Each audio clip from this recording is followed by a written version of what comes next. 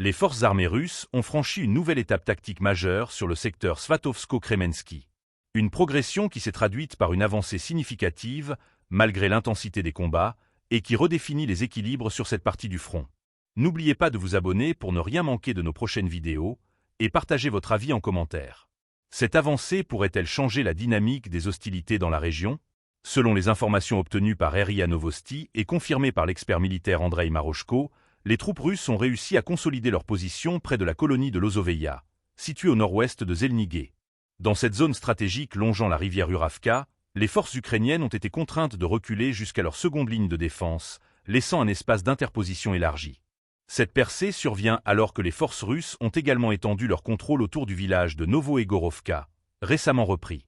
Une manœuvre qui permet de sécuriser les flancs des unités d'assaut déployées sur ce secteur. Plus à l'ouest, dans la région de Makeyevka, les troupes russes ont pénétré jusqu'à 300 mètres en profondeur dans les défenses ennemies, se rapprochent dangereusement de Petrovski. Cette avancée, combinée à une des positions sur une ligne de plus de 5 km le long du front, marque un succès tactique notoire pour Moscou. Les enjeux de cette progression sont multiples. Sur le plan, chaque kilomètre gagné permet d'exercer une pression accumulée sur les lignes de défense ukrainiennes et compliquer leur capacité de manœuvre.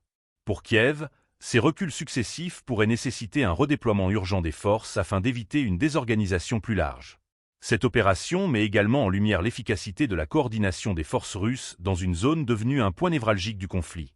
Malgré la résistance ukrainienne, la maîtrise des opérations semble avoir permis une avancée méthodique et contrôlée. Le contexte reste néanmoins marqué par une hostilité constante, avec des combats acharnés qui se poursuivent dans plusieurs localités environnantes. La situation évolue rapidement, et il est probable que cette percée suscite une contre-offensive ukrainienne dans les jours à venir.